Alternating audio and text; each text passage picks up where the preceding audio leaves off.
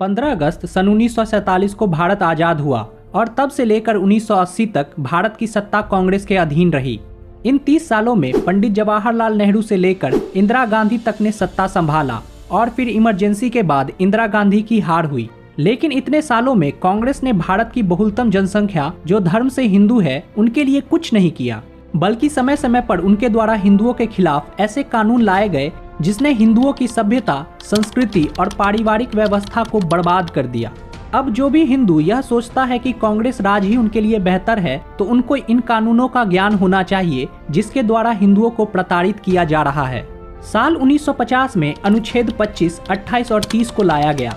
इसके बाद 1951 में HRC अधिनियम को लागू किया गया। फिर 1956 में HCB MPL, 1975 में धर्मनिरपेक्षता, 1991 में पूजा स्थल अधिनियम, 1992 में अल्पसंख्यक अधिनियम, 1995 में वक्फ अधिनियम, 2007 में राम सेतु शपथ पत्र, 2009 में भगवा आतंकवाद जैसे शब्द का इजाद किया गया।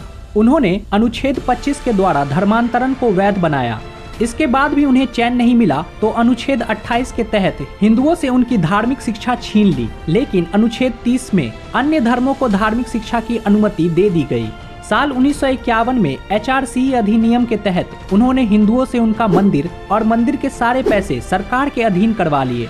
इसके बाद उन्होंने तलाक कानून और हिंदू कोड बिल के तहत दहेज कानून को लाकर हिंदू परिवारों को नष्ट कर दिया। लेकिन यही कांग्रेस मुस्लिम पर्सनल लॉ को कभी भी नहीं छेड़ा, बल्कि उन्हें बहुविवाह की अनुमति दी गई ताकि वे अपनी संख्या बढ़ाते रहे। फिर साल 1954 में विशेष विवाह अधिनियम लाया गया ताकि गैर हिंदू लड़के आसानी से हिंदू लड़कियों से शादी कर धर्म परिवर्तन करवा सके। 1975 में उन्होंने आपातकाल लगाया जिसमें धर्मनिरपेक्षता शब्द को संविधान से जोड़कर भारत को जबरदस्ती धर्मनिरपेक्ष बनाया गया।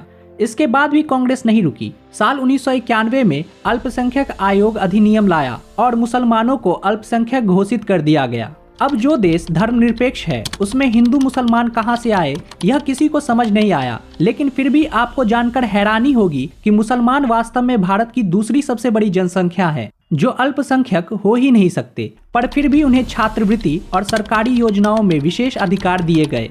अल्पसंख्यक अधिनियम के तहत आज भी उन्हें काफी लाभ मिलता है।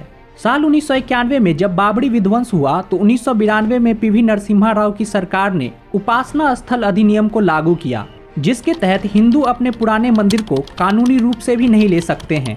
इसके अलावा इसके जरिए 40,000 मंदिरों को हिंदुओं से छीन लिया गया।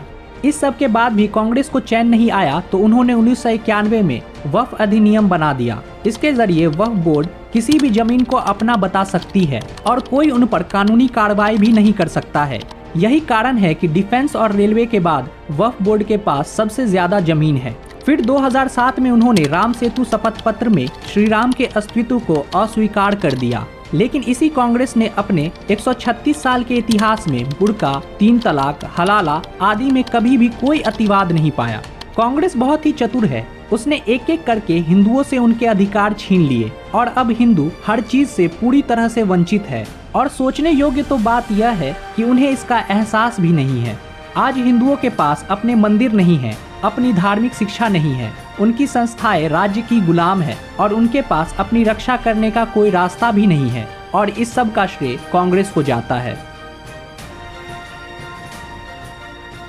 अपने बच्चों को आधुनिकीकरण में विश्वास करना सिखाए, पश्चिम के अंधानुकरण में नहीं। पश्चिम तकनीकी मोर्चे पर भले ही अग्रणी हो, लेकिन सामाजिक सांस्कृतिक रूप से वे अभी भी उन चीजों को खोजने में जुटे हैं जिन्हें हम सदियों पहले खोज चुके हैं।